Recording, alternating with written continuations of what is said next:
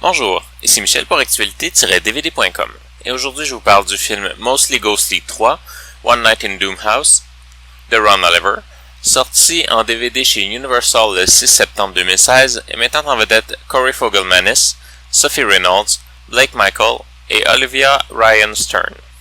En tentant d'aider ses deux amis fantômes à retrouver leurs parents, Max Doyle se retrouve avec des artefacts importants entre les mains et devient la cible d'esprits maléfiques.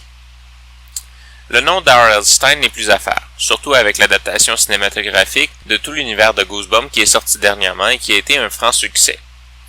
Malheureusement, cette soudaine réappropriation de l'imaginaire de Stine vient aussi avec une tentative de monétiser le nom le plus possible, le plus rapidement possible et avec le moins de coûts possible. C'est ce qu'on ressent à la vue de Mostly Ghostly One Night in Doom House, le troisième film de la série qui ne fait penser qu'à un seul mot, cheap. Le film est tourné comme une émission de télévision à la va-vite des années 90, avec le même genre de blagues, le même genre de personnages, le même genre de répliques. Les scènes avec Danny Trejo sont de toute évidence faites dans un studio à peine camouflé avec des effets faisant vraiment penser à ces émissions douteuses à l'humour facile qu'on voyait à la télévision en après-midi il y a 25 ans. C'est à croire que certains n'ont pas du tout évolué dans leur manière de faire. En regardant de plus près la filmographie du réalisateur, on voit un peu plus la cohérence dans le style. Des épisodes de Fais-moi peur, d'autres séries moins connues pour ados dans les années 90, et des films pour la télévision depuis.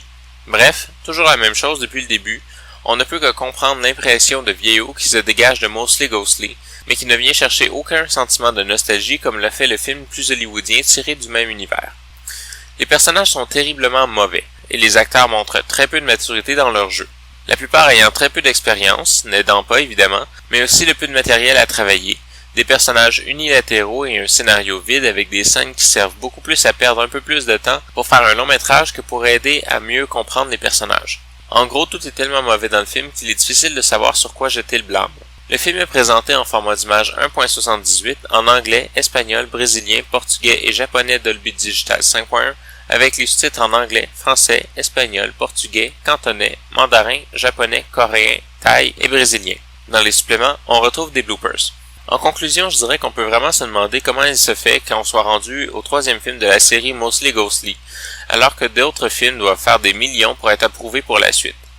L'ensemble est tellement mauvais et écrit sur un coin de table que c'est le genre de truc qui pourrait plaire seulement à de très jeunes enfants pendant un soir d'Halloween, alors que les grands ont le droit de regarder des films d'horreur.